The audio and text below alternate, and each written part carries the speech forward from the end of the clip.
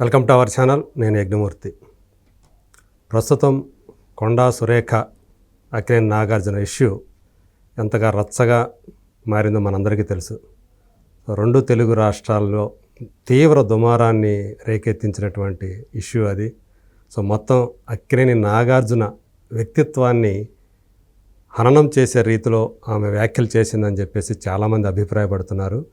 కొండా సురేఖ చేసినటువంటి వ్యాఖ్యలు ఏవైతే ఉన్నాయో, కేటీఆర్ గురించి మాట్లాడుతూ ఎన్ కన్వెన్షన్ సెంటర్ని కూల్చగొట్టకుండా ఉండాలంటే సమంతను తన దగ్గర పంపించాలని నాగార్జున ఆయన కోరాడని, నాగార్జున బలవంత పెడితే సమంత ఆమె వెళ్ళనని చెప్పేసి అందని, దాంతో విడాకులిచ్చి పంపించేశారని, ఇలా ఆమె చేసిన వ్యాఖ్యలు నిజంగానే చాలామందిని షాక్కు గురి చేశాయని చెప్పాలి.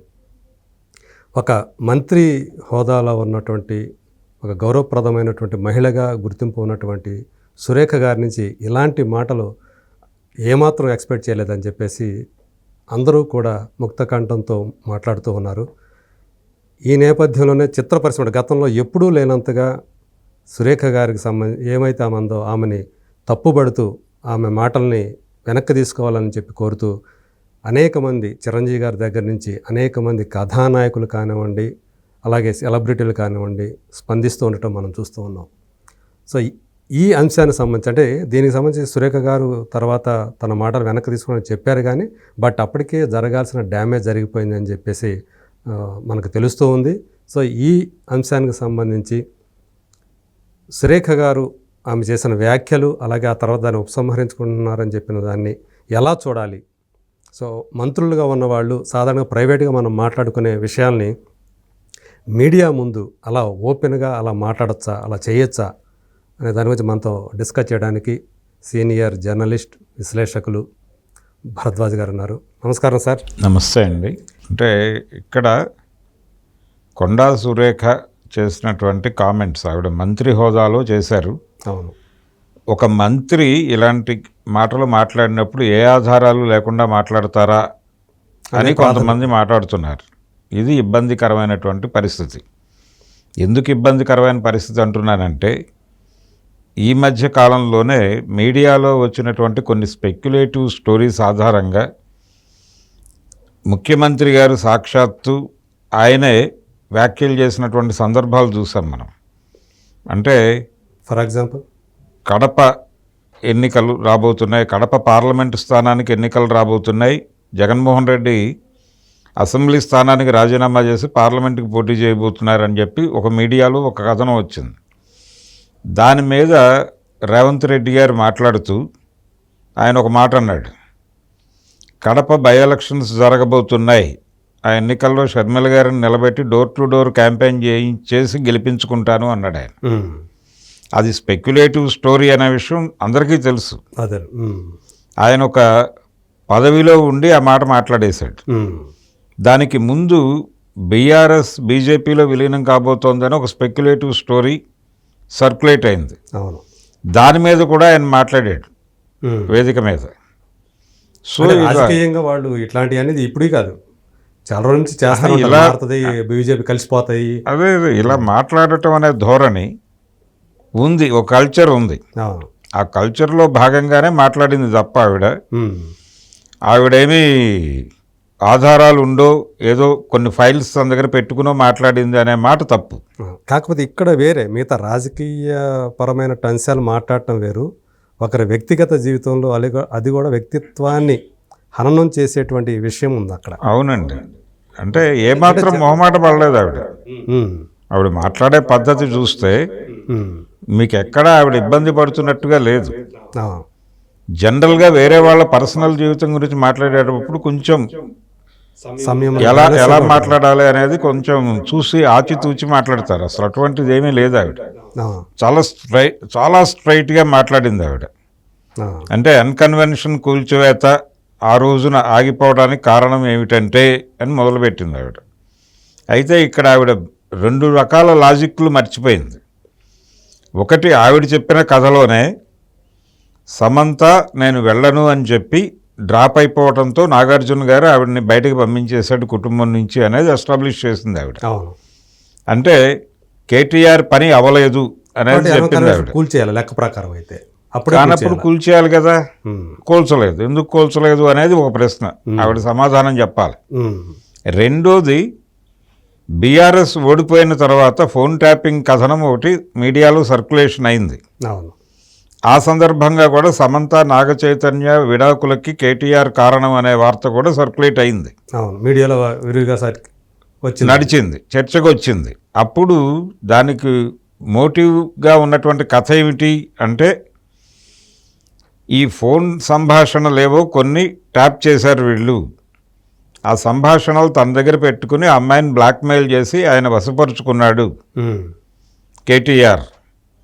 వశపరుచుకోవటం అనేది ఇష్టం లేక ఆ అమ్మాయిని కుటుంబం నుంచి బయటకు పంపించేశారు వీళ్ళు అనేది ఆ రోజున ఎస్టాబ్లిష్ అయిన కథ. మనకి పాత సామెత ఒకటి ఉంటుంది, తోటకూర నాడే చెప్పుంటే ఇంత గజ దొంగగా మారేవాడిని కాదు కదా అన్నట్టు ఒక కుర్రాడు ఒక తల్లిని. అదే అలాగా ఈ తోటకూర నాడే అంటే ఫోన్ ట్యాపింగ్ రోజే గనక కేసులు పెట్టుంటే అక్కినేని కుటుంబం ఇక్కడ దాకా వచ్చేది కాదు. నాగార్జున్ని చాలా దారుణంగా చిత్రీకరించింది ఆవిడ నిన్న చేసినటువంటి కామెంట్స్లో. అది మామూలు హననం కాదు, అది ఏ మనిషి ఆయన మొత్తం డ్యామేజ్ అయిపోయింది, వ్యక్తిత్వం మొత్తం టోటల్. మామూలు మాటగా తీసుకుంటే చాలా తప్పది. అదే కాబట్టి దీని రియాక్షన్ ఎలా ఉండాలి అనేది అమల గారు దాన్ని తగ్గట్టు రియాక్షన్ బాగా, అంటే ఆమె వాడిన పదం కూడా రాక్షసిగా మారిపోయింది ఒక మినిస్టర్ అవును అనేది ఆమె మాట్లాడింది. డమన్గా మారిపోవడం చూసాము, షాక్ అయ్యాను. అవును, లేదు ఇవన్నీ ఇండస్ట్రీ నుంచి కూడా స్పందన వస్తుంది. చిరంజీవి గారు వీళ్ళందరూ మాట్లాడుతున్నారు. అయితే ఈ మాట్లాడుతూ ఉండటం ఒకటే సరిపోదు దీనికి. అవును, ఇది ఒకటే మందు కాదు. ఊరికే అంటే ట్వీట్లు చేస్తే అయిపోయేది కాదు, ఇది అయిపోయేది కాదు. కాబట్టి కార్యాచరణ ఉండాలి, కార్యాచరణ ఖచ్చితంగా ఉండాలి. ఈ కార్యాచరణ ఎలా ఉండాలంటే, ఇండస్ట్రీ పెద్దలందరూ కలిసి నాగార్జున్ని తీసుకుని వెళ్ళి ఒక పోలీస్ స్టేషన్లో ఇమ్మీడియట్గా ఆవిడ మీద కేసు ఫైల్ చేయాలి. ఫైల్ చేసి మీ దగ్గరున్న ఆధారాలు ఏమిటి అనేది కోర్టుకు చూపించండి. కోర్టు నిర్ణయిస్తుంది ఎవరిది తప్పు ఏమిటి అనేది. మేము మిమ్మల్ని ఏమి అనం, మీరు మా మీద కామెంట్ చేశారు, మేం గాయపడ్డాం. ఈ గాయపడటం అనేది ప్రభుత్వానికి అర్థం కావాలి, అధికార పార్టీకి అర్థం కావాలి. ఇప్పుడు అన్కన్వెన్షన్ కూల్చివేత రోజున కూడా నాగార్జున చాలా జెంటిల్గా వ్యవహరించాడు. ఎవరు ఎక్కువ రియాక్ట్ కాకండి, దీని మీద ప్యానిక్ అవ్వకండి అని అభిమానులకు పిలుపునిచ్చాడు ఆయన. ఎవరూ ప్యానిక్ అవ్వకండి, ఏమీ కాలేదు, ఇది జరిగిందేదో జరిగిపోయింది, ఇది ప్రభుత్వ కార్యాచరణగా మాత్రమే చూస్తున్నాను నేను దాన్ని డిస్ప్యూట్ చేయాలనుకోవటం లేదు, నా వైపు నుంచి నాది కరెక్టే, వాళ్ళ దగ్గర ఉండే ఆర్గ్యుమెంట్ వాళ్ళ దగ్గర ఉంది, అదేమిటి అనేది పర్సూ చేద్దాం, క్షణికావేశాలకు పోయి ఎవరి మీదో నిందలేయటం లాంటి పనులు చేయొద్దు అని చెప్పాడు ఆయన. చాలా హంబుల్గాను జెంటిల్గాను మాట్లాడాడు. ఎవరిని విమర్శించాలి, ఆయన ఎవరిని విమర్శించలేదు. అలాగే ఇంకొకటి ఏంటంటే, నిన్న కొండా సురేఖ మాట్లాడిన తర్వాత కూడా ఆయన ప్రకటన చేశాడు. అందులో కూడా చాలా సెటిల్డ్గా ఉంది, ఎక్కడా కూడా మాట తోలలేదు. గౌరవప్రదమైనటువంటి భాషలో గౌరవనీయ మంత్రివర్యులు అని కూడా సంబోధిస్తూ అమ్మా మీరు ఇలా మాట్లాడి ఉండకూడదు అనేది అర్థం చేయించడం కోసం మాత్రమే మాట్లాడాడు. ఇవన్నీ జరిగిన తర్వాత మధ్యలో సీఎం రేవంత్ రెడ్డి ఆవిడతో ఫోన్ టాక్ చేసినట్టుగా కూడా ఒక వార్త వచ్చింది మీడియాలో, ఎలక్ట్రానిక్ మీడియాలో పాపులర్గా నడిచింది ఆ వార్త. ఎందుకు ఇలా మాట్లాడేశారు మీరు అని సీఎం ఆవిడ్ని వివరణ అడిగినట్టుగా కూడా ఒక వార్త వచ్చింది. సరే, ఏది ఏవైనా ఆవిడ నెమ్మదిగా నా వ్యాఖ్యలు వెనక్కి తీసుకుంటున్నాను అని అన్నారు తప్ప క్షమాపణ చెప్తున్నాను అనే మాట అయితే వాడలేదు. నిజానికి దీనికంటే ముందు ఈ వివాదానికి పునాది ఏమిటి? బీఆర్ఎస్కి కొండా సురేఖకి మధ్య ఒక వివాదం నడుస్తోంది, ఒక ట్రోలింగ్ గొడవ నడుస్తోంది. ఆవిడని టార్గెట్ చేసి బీఆర్ఎస్ వాళ్ళు ట్రోల్ చేస్తున్నారు అసభ్యకరంగా అనేది ఒక ఫోటో కూడా పెట్టారు వాళ్ళు. హరీష్ రావు పేరుతో ఒక ఫేక్ అకౌంట్ ఓపెన్ చేసి దాంట్లో ఈ ఫోటో పేస్ట్ చేయడంతో ఆయన మేల్కొన్నాడు. చింతిస్తున్నానని చెప్పి ఆయన మేలుకుని ఇది ఫేక్ అకౌంట్ అనేది ప్రూవ్ చేసుకుని అక్క ఇలా నీ గురించి చేయటం తప్పు, నేను ఒకవేళ బీఆర్ఎస్గా అలా చేయరు, బీఆర్ఎస్ క్యాడర్ అలా చేస్తే నేను కంట్రోల్ చేస్తాను, నేను సారీ చెప్తున్నాను అని చెప్పాడు. ఆయన క్షమించమని అడిగాడు నిర్మోహమాటంగా. అయితే దీని కంటిన్యూషన్లో భాగంగానే కేటీఆర్ మీద దాడి చేసింది ఈవిడ. ఈ దాడిలో కేటీఆర్ వ్యక్తిత్వ హననము ఇవన్నీ మాట్లాడచ్చు ఆవిడ. అంటే ప్రధానంగా ఆవిడ 2 విషయాలు ఎస్టాబ్లిష్ చేయదలుచుకుంది కేటీఆర్కి సంబంధించి. ఒకటి, అతని ఉమెనైజర్ అనేది ఎస్టాబ్లిష్ చేయదలుచుకుంది. ఆడపిల్లల్ని ట్యాప్ చేయటం, వాళ్ళకి డ్రగ్స్ ఇవ్వటం, అవును, అలా డ్రగ్ పెడలర్గా కూడా మాట్లాడేసింది కేటీఆర్. మదం ఎక్కి అని చెప్పి కూడా వాడింది, ఆ పదం వాడింది. అంటే ఆడపిల్లల ఫోన్లు ట్యాప్ చేసి వాళ్ళని లాక్కొచ్చి తనకి అనుగుణంగా వాళ్ళతో ఆడి పాడి, అంటే ఒక ప్లే బాయ్ గెస్చర్ ఇచ్చింది ఆయనకి. అవును, రేవ్ పార్టీ అని చెప్పింది, రేవ్ పార్టీల్లో చేసుకుంటూ మత్తు మందులు అలవాటు చేసి అదే ఇష్టం వచ్చినట్టు మాట్లాడింది ఆవిడ. వీటికి సంబంధించిన ఆధారాలు నిజంగా ఉండుంటే గవర్నమెంట్ దగ్గర ఎందుకు ఇంతకాలం కేటీఆర్ని అరెస్ట్ చేయకుండా ఉపేక్ష వహిస్తున్నారు అనేది ఒక ప్రశ్న అడగాల్సిన అవసరం ఉంది సమాజం నుంచి. ఎవరిని? కొండా సురేఖని. అలాగే ఎవరైతే అసలు మొదట ఈ ఫోన్ ట్యాపింగ్ కథనాన్ని బయటకి లీక్ చేశారో అక్కడి నుంచి నైతిక బాధ్యత తీసుకోవాల్సిన అవసరం ఉంది. ఇది ఒక గొడవ. అయితే ఇండస్ట్రీ ఇప్పుడు ఇమ్మీడియట్గా నాగార్జున ఆధ్వర్యంలో మంత్రి గారి మీద కేసు బుక్ చేయటం అనేది చాలా అవసరం. ఇప్పుడు మీరు అక్కడ వెళితే ఒక మంత్రి మీద క్రిమినల్ చర్యలు తీసుకోవడానికి పోలీసులు సాహసిస్తారా? ముందు సాహసిస్తారా లేదా అనేది వేరే గొడవ.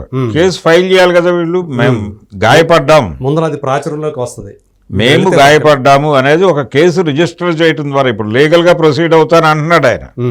నాగార్జున కూడా లీగల్ నోటీసులు ఇలాంటి మాటలేవో మాట్లాడుతున్నాడు. ఆయనే అనలేదే లీగల్ నోటీసులు ఏవో ఇస్తారు అన్నట్టుగా ఎక్కడో ఒక మాట విన్నాను. కేటీఆర్ నుంచి అయితే వచ్చింది, కేటీఆర్ నుంచి వచ్చింది. కేటీఆర్ కూడా 2 కేసులు పెట్టచ్చు ఆవిడ మీద. ఒకటేమో ఏ ఆధారంతో నన్ను డ్రగ్ పెడ్లర్ అంటున్నారు మీరు, ఏ ఆధారాలతో మీరు నన్ను ఉమెనైజర్గా ప్రూవ్ చేయదలుచుకున్నారు, పబ్లిక్ డొమైన్లో ఎందుకు నా గురించి ఇలా మాట్లాడుతున్నారు అనే అంశాల ఆధారంగా ఆయన కోర్టుకు వెళ్తాడు. కోర్టుకు వెళ్ళడం కాదు, పోలీస్ స్టేషన్లో కేసు ఫైల్ చేయాలి ముందు. అది వీళ్ళు కూడా చేయాలి. నాగార్జున ఒకటే కాదు, సమంత చేయవలసి ఉంటుంది, తను ఖండించింది ఆల్రెడీ, నాగ చైతన్య చేయాల్సి ఉంటుంది. వీళ్ళందరికీ తోడుగా ఎవరైతే ఖండించారో ఇప్పుడు ఇండస్ట్రీ పెద్దలు చిరంజీవి, వెంకటేష్, ఎన్టీఆర్ వీళ్ళందరూ కూడా కలిసి వెళ్ళి, వీళ్ళందరూ కూడా తోడుగా వెళ్ళి ఒక టీమ్గా వెళ్ళి ఒక కేసు ఫైల్ చేస్తే అప్పుడు ఇండస్ట్రీ హర్ట్ అయిందనే విషయం ప్రభుత్వానికి అర్థమవుతుంది. ఇండస్ట్రీ మొత్తంగా హర్ట్ అయిందనే విషయం అర్థం కావాలి కదా. ఈ మొత్తం ఎపిసోడ్లో ఇండస్ట్రీ నుంచి ఎవరు ఎందుకు మాట్లాడటం లేదు అని అప్పుడు ఆయనకు వచ్చాను అనేది ప్రశ్నిస్తూ ఆయన వెళ్ళి మా అసోసియేషన్ నిలదీశాడు. ఆ రోజు శివాజీ రాజా ఉన్నాడు అక్కడ. ఒక గొడవ జరిగింది. అవును. ఆ తరువాత రకరకాల సందర్భాల్లో మా అసోసియేషన్ స్పందిస్తోంది. మొన్న మంచు విష్ణు మీద ఎవరో ట్రోల్ చేస్తే వెళ్ళి కంప్లైంట్ ఇచ్చి వచ్చారు కదా, శివబాలాజీ వీళ్ళంతా వెళ్ళి. అవును. ఇలాంటి స్పందనలు చాలవు. ఇప్పుడు దీని మీద ఇలా స్పందించకుండా సైలెంట్గా ఉన్నారనుకోండి, బయట సాధారణ ప్రజలు ఏమనుకుంటారంటే ఇండస్ట్రీ పీపుల్ గురించి ఏమనుకునే అవకాశం ఉందంటే, ఒక మినిస్టరే ఇలా మాట్లాడారంటే అందులో ఖచ్చితంగా ఏదో మాట్లాడిన దాని మీద ఎందుకు సైలెంట్గా ఉన్నారు వీళ్ళు అంటే వాస్తవం ఉందని సైలెంట్గా ఉన్నారా? ఒకటి. అవును. లేదు, ఒకవేళ గవర్నమెంట్కి అగైనెస్ట్గా వెడితే తాము అక్రమంగా సంపాదించుకున్న ఆస్తుల తాలూకా వివరాలు బయటపెట్టి ఏమైనా దాడులు జరుగుతాయని భయపడుతున్నారా? అందుకని ప్రభుత్వానికి లొంగి ఈ విషయంలో పక్కకు జరిగారా అని కూడా సాధారణ ప్రజలు అనుకునే అవకాశం ఉంది కదా. దీన్ని దృష్టిలో పెట్టుకుని ఇండస్ట్రీ మొత్తం కూడా ఒక్కటిగా నిలబడి అందరూ కలిసి నాగార్జునని తీసుకుని వెళ్ళి ఒక కేసు ఫైల్ చేయాల్సినటువంటి అవసరం అయితే ఉంది. ఓకే. కొండా సురేఖ మీద. కేటీఆర్ లీగల్ ఫైట్ చేస్తాడా చేయడా ఆయన గొడవ వేరు, అది వేరు. అవును, అది పొలిటికల్ గొడవ. అది గొడవ. ఇది దీనిలో ఖండన ప్రకటనలు ఇచ్చి చేతులు దులుపుకుంటే పని అవుతుంది. మేము డీప్గా హర్ట్ అయ్యింది ఇండస్ట్రీ అనేది ఒక ఇండికేషన్ ఇవ్వాలి, మమ్మల్ని తెలుగుగా తీసుకోవద్దు అనే విషయాన్ని అర్థం చేయించాలి. ఇప్పుడు ఏదన్నా పబ్లో దాడి జరుగుతుందండి, దాడి జరిగితే బయటికి మర్నాడు పేపర్లోకి వచ్చే వార్త ఏంటి, హెడ్లైన్ ఏమిటి? సెలబ్రిటీలు ఎవరంటే, సినిమా సెలబ్రిటీలు ఎవరంటే వాళ్ళ పేర్లు వస్తాయి. బలానా హీరో గారి కూతురు ఉంది అనేది హెడ్లైన్, ఇంకెవడి పేరు ఉండదు దానిలో ఆ వార్తలో. ఏదైనా డ్రగ్స్ పెడ్లర్ ఎవడన్నా దొరికితే, అతని ఫోన్ దొరికితే దానిలో ఎవరైనా సినిమా నెంబర్ ఉంటే దాన్ని మాత్రం బయటకు ఇస్తారు. ఆ నెంబర్లు ఉన్నాయి ఉంది అనే ఫీలర్లు వదిలేస్తారు. ఇది ఎలా గ్రాంటెడ్గా చేస్తారు మీరు? అలా గ్రాంటెడ్గా ఎందుకు తీసుకుంటున్నారు సినిమా వాళ్ళని అని క్వశ్చన్ చేయాలి కదా ఇండస్ట్రీ నుంచి. పదే పదే పదే పదే ఇండస్ట్రీ మీద రకరకాల పుకార్లు. ఇప్పుడు మొన్న వేణుస్వామి దాడి చేశాడు నాగార్జున కుటుంబం మీదే. అవును, వేణుస్వామి వివాదం తర్వాత ఈ ఎన్కన్వెన్షన్ గొడవ ముగిసింది అనుకోగానే ఈ గొడవ. అదే చూస్తాడు. నిజంగా ఏమైనా టార్గెట్ చేశారా? నాగార్జున ఫ్యామిలీ ఏమైనా టార్గెట్ అయిందా? నాగార్జున ఫ్యామిలీ టార్గెట్ అయినట్టుగానే కనిపిస్తోంది. ఎందుకు జరుగుతోంది ఇలాగా ఆ కుటుంబం మీద అనేది ఒకటి. నిజానికి ఈ పాటికే నాగార్జున అభిమానులు, అక్కినేని అభిమానులు కొండా సురేఖ దిష్టి బొమ్మలు తగలబెట్టాలి కదా. ఎందుకు జరగట్లేదు ఆ యాక్టివిటీ?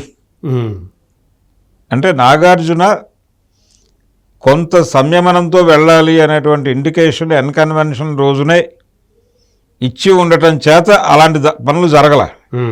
కొండా సురేఖ దిష్టి బొమ్మల దహనాలు ఇంకో సందర్భం ఇంకొక వేరే టైంలో కనుక జరిగినట్లయితే జరిగిపోయి ఉండేయేమో. జరగాలి కదా. ఇప్పుడు మొన్న లడ్డూ వివాదం జరగగానే జగన్మోహన్ రెడ్డి శవయాత్రలు చేశారుగా నార్త్ ఇండియాలో. కనీసం ఇక్కడ ఏదో మేరకు రియాక్షన్ ఉండాలిగా. అక్కినేని కుటుంబం ఏం చిన్న కుటుంబం కాదు కదా. అవును, ప్రామినెన్స్ రీత్యా అంతే కదా. కాబట్టి కుటుంబం తర్వాత అంత పేరు ప్రఖ్యాతులు కలిగిన కుటుంబం కదా అది. అవును, ఇండస్ట్రీకి రెండు కన్నులు. ఇక్కడ ఇంకొక విషాదం ఏంటంటే అక్కినేని నాగేశ్వరరావు ఆయన కాంగ్రెస్ మనిషిగా ఎస్టాబ్లిష్ అయిన వ్యక్తి. అవును, ఆయనకి సంజీవరెడ్డి, బ్రహ్మానందరెడ్డి, పివి నరసింహారావు, చెన్నారెడ్డి, వెంగళరావు వీళ్ళందరితోనూ సత్సంబంధాలు ఉన్నాయి. అవును, ఈ సత్సంబంధాలు ఉన్నాయనే విషయం ఓపెన్గా ఎస్టాబ్లిష్ అయిన ఫ్యాక్ట్. ఆయన సారథి స్టూడియోస్లోకి వెళ్ళలేని పరిస్థితి వచ్చినప్పుడు తన ఇన్ఫ్లుయెన్స్ ఉపయోగించి ఇమ్మీడియట్గా అన్నపూర్ణ స్టూడియోస్ కోసం స్థలం అలాట్ చేయించుకోగలిగాడు ఆయన. రెండోది, సినిమా పరిశ్రమ మెడ్రాస్ నుంచి హైదరాబాద్కు రావటానికి అడుగు ముందు వేసిన వాడు అక్కినేని నాగేశ్వరరావు. ఇక్కడ ఇండస్ట్రీని నిలబెట్టడానికి కొద్దో గొప్ప ఇన్ఫ్రాస్ట్రక్చర్ ఏర్పాటు చేసిన ఫ్యామిలీ అది. అక్కినేని కుటుంబం వాళ్ళ కంట్రిబ్యూషన్ తక్కువదేం కాదు. నాగేశ్వరరావు గారి కంట్రిబ్యూషన్ ఇంత చేసినటువంటి కుటుంబాన్ని, కాంగ్రెస్ పార్టీతో అంత సన్నిహితంగా ఉన్నటువంటి కుటుంబాన్ని, ఒక దశలో ఆయన మీద అనధికార పిసిసి ప్రెసిడెంట్ అనే విమర్శ కూడా ఇండస్ట్రీ నుంచి వచ్చింది. మెడ్రాస్లో ఇండస్ట్రీ ఉన్న రోజుల్లో హైదరాబాద్లో కూర్చుని ముఖ్యమంత్రులతో కబుర్లాడి వాళ్ళందరినీ వశం చేసుకుని నంది అవార్డులన్నీ తన సినిమాలకే వేయించుకుంటున్నాడు నాగేశ్వరరావు అని ఎస్వి రంగారావు గారు బహిరంగంగా విమర్శించాడు ఆయన. ఆ తర్వాత ఆ మాటలు వెనక్కి తీసుకున్నాడు ఇలాగే అనేసి తర్వాత సారీ చెప్పాడు ఆయన. 2 రోజుల తర్వాత ఆదుర్తి సుబ్బారావు గారు వెళ్ళి మాట్లాడిన తర్వాత ఆ మాటలు వెనక్కి తీసుకున్నాడు. అంత కాంగ్రెస్ మనిషిగా అనుకునేవాళ్ళు ఆయన్ని, అక్కినేని నాగేశ్వరరావుని. అలాంటి అక్కినేని కుటుంబం మీద కాంగ్రెస్ పార్టీ ప్రభుత్వం దాడులు చేయటం, అది ఎన్కన్వెన్షన్ దాడి కావచ్చు, ఇప్పుడు ఆ కుటుంబం మీద దాడి కావచ్చు, ఆ కుటుంబం మీద దాడి కావచ్చు, కుటుంబంలోని వ్యక్తుల్ని టార్గెట్ చేయటం మాత్రమే కాదు, నాగార్జునని ఎవ్వరూ అనలేని దారుణమైన మాట అంటాం. ఆయన వ్యక్తిత్వాన్ని దారుణంగా కించపరచటం ఇది మామూలు అంటే టాలరేట్ చేయదగినటువంటి అంశం కాదు. దీనికి ఖచ్చితంగా నిరసన అనేది హై వోల్టేజ్లోనే ఉండి తీరాలి. ఆ నిరసన లీగల్గానే ఉండాలి. ఏ ఆధారాలతో ఆవిడ అలా నోరు జారారో దాన్ని కోర్టుకు సమర్పించేలాగా ఆవిడ మీద ప్రెజర్ తీసుకురావాలి. అది తీసుకురాగలిగితేనే వీఆర్ యునైట్ అనే పద్ధతిలో అందరూ ఖండిస్తున్నారు. ఓకే, అది చాలదు. ఈ సాలిడారిటీ అనేది పోలీస్ స్టేషన్కి వెళ్ళి చాటండి మీరు. చాటి నాగార్జునతో కేసులు పెట్టించండి, క్రిమినల్ కేసులు పెట్టించండి, ముగ్గురు ఇండివిజువల్స్ అయి. అవును, ముగ్గురు కేసులు పెట్టి మమ్మల్ని డిఫేమ్ చేసింది ఆవిడ, మార్కెట్లో మా ప్రతిష్టని భంగపరిచింది ఒకటి, మా పర్సనల్ ఏరియాలోకి వచ్చి మా హక్కుల్ని అగౌరవపరిచింది ఆవిడ, ప్రాథమిక హక్కులకు భంగం కలిగించింది, రాజ్యాంగానికి వ్యతిరేకంగా ఒక మంత్రి వ్యవహరించింది. ఇన్ని రకాలుగా కేసులు పెట్టచ్చు ఆవిడ మీద. కాబట్టి ఇది చిన్న విషయము, చితక విషయము కాదు, చాలా సీరియస్ వ్యవహారం. దీని మీద ఇలా ఒక లీగల్ బ్యాటిల్ జరగకపోతే గ్రాంటెడ్గా ప్రతి ఒక్క కుటుంబాన్ని తీసుకొచ్చి రోడ్డు మీద నుంచోబెడతారు. అంతే కదా. ఆ రోజున పవన్ కళ్యాణ్ ఏ ఆందోళన అయితే చేశాడో ఇప్పుడు దాదాపుగా అదే పని ఆ రోజున ఇండివిజువల్స్ చేశారు దాడి, ఇప్పుడు ప్రభుత్వమే దాడులు చేస్తోంది వ్యక్తుల మీద. దీన్ని టాలరేట్ చేస్తే ఎలాగా? కనీసం అక్కినేని అభిమానులైనా కేసులు వేయాలి ఎక్కడికక్కడ ఆవిడ మీద. తెలంగాణలో ఉన్న అక్కినేని అభిమానులు ఎక్కడికక్కడ ఎవరు ఏ ఊళ్ళో ఉంటే ఆ ఊళ్ళో ఒక కేసు ఫైల్ చేయొచ్చు, ఒక కంప్లైంట్ లాంచ్ చేయొచ్చు లోకల్ పోలీస్ స్టేషన్లో. ఇలా చేసిన సందర్భాలు ఉన్నాయి చరిత్రలో. అవును, అలా ఒక ప్రోగ్రాం తీసుకోండి, మీరు దిష్టి బొమ్మలు దహనం చేయక్కర్లేదు. ఎవరు ఏ ఊళ్ళో ఉంటే ఆ ఊళ్ళో పోలీస్ స్టేషన్కి వెళ్ళి ఒక కంప్లైంట్ పడేయండి. అంటే ఆ నిరసన, ఆమె చేసిన వ్యాఖ్యల పట్ల నిరసన అనేది ఏ స్థాయిలో ఉందో అంతే, జనం నుంచి ఎలాంటి వ్యతిరేకత అనేది తెలియాలి, వాళ్ళకి తాకాలి, ఆ నొప్పి తెలియాలి. అది తాకితే తప్ప వాళ్ళకి అర్థం కాదు. మీరు పొలిటికల్గా అవతల పార్టీ వాళ్ళని టార్గెట్ చేయదలుచుకుంటే పొలిటికల్గా మాట్లాడండి. ఏం మాట్లాడి ఉండాలి ఆవిడ? యాక్చువల్గా ఆయన అధికార దుర్వినియోగానికి పాల్పడి కొందరిని వశపరుచుకుని వాళ్ళని టార్చర్ పెట్టాడు, దానికి సంబంధించిన ఆధారాలు మా దగ్గర ఉన్నాయి, త్వరలో మేము లీగల్గా ప్రొసీడ్ కాబోతున్నాం, ప్రాసిక్యూట్ చేయబోతున్నాం అతన్ని, కోర్టులో అతను ఏం చెప్పుకుంటాడో అప్పుడు చూద్దాం, అక్కడి వరకు మాట్లాడితే చాలా ఆవిడ అని చెప్తే బాగుండేది, గౌరవప్రదంగా ఉండేది. అది కాకుండా వ్యక్తుల పేర్లు తీసుకొచ్చి వాళ్ళ యాక్టివిటీస్ గురించి మాట్లాడి నువ్వు వెళ్ళు అని ఆయన చెప్పినట్టుగా ఎలా మాట్లాడేస్తుందండి ఆవిడ? అదే తప్పు కదా అది. అంటే మంత్రులైతే ఏదైనా మాట్లాడచ్చా? ప్రభుత్వంలో ఉంటే ఏదైనా మాట్లాడచ్చా? వీళ్ళందరూ ప్రజలు ఓట్లేస్తే కదా మంత్రులైంది. అవును, ఆ ప్రజల పట్ల బాధ్యత లేకుండా బిహేవ్ చేస్తే అలాగా. అందుకని కార్నర్ చేసి దాడి చేయకపోతే మాత్రం కుదరదు. ఈ విషయంలో మాత్రం కేవలం మాటలతో సరిపెట్టకుండా చేతల్లో చూపించాలి, ఇండస్ట్రీ మొత్తం ఖచ్చితంగా చూపించాలి. అదే ఆ సాలిడారిటీ అనేది ఆచరణాత్మకంగా ఉండాలి. అదే. సో చిరంజీవి గారి ఇనిషియేషన్ తీసుకునేది ఈ విషయంలో డెఫినెట్లీ తీసుకెళ్తే ఇంకా బెటర్ ఏమో. ఎందుకంటే ఆయనకు అక్కినేని పురస్కారం అనౌన్స్ చేశారు. అవును, కాబట్టి నెలాఖరులో ఇవ్వబోతున్నారు. అవును, ఇమ్మీడియట్గా ఆయన చొరవ తీసుకుని లీడ్ తీసుకుని అందరినీ కలిపి నాగార్జునని ఎవరైతే పేర్లు దొర్లాయో సమంత నాగచైతన్యాలతో సహా వెళ్ళి ఇమ్మీడియట్గా ఆవిడ మీద కేసు బుక్ చేయగలిగితే అప్పుడు కంట్రోల్ అవుతుంది తప్ప, లేకపోతే రేపు పొద్దున వారం తర్వాత ఇంకో ఫ్యామిలీ గురించి ఇంకో మంత్రి గారు మాట్లాడరని గ్యారంటీ ఏం లేదు. అవును. రెండోది, అక్కడ ప్రభుత్వంలో ఏదో అద్భుతమైన ఐక్యత కూడా కనబట్టలేదు. నిన్న మధు యాష్కి గారు హైడ్రా కింద కూల్చేస్తున్నటువంటి గుడిసెవాసుల తరఫున రూపాయి ఖర్చు లేకుండా నేనే కేసులు వేస్తాను అంటున్నాడు ఆయన, మధు యాష్కి. అది కండిషన్. ఇటువంటి కండిషన్లో కాంగ్రెస్ పార్టీతో సన్నిహిత సంబంధాలున్న కుటుంబము, అలాగే సినిమా పరిశ్రమ హైదరాబాదుకు రావడానికి మొదటి అడుగు వేసినటువంటి కుటుంబము, హైదరాబాదులో ఇన్ఫ్రాస్ట్రక్చర్ కల్పించినటువంటి కుటుంబము, సినిమా పరిశ్రమ రావటానికి ఇన్ఫ్రాస్ట్రక్చర్ కల్పించినటువంటి కుటుంబము, దాన్ని టార్గెట్ చేయటం అంటే ఇండస్ట్రీ మీద దాడి చేయటమే. కాబట్టి ఇది మామూలుగా వదిలిపెట్టే అంశం కాదు. Right sir, thank you so much. Thank you.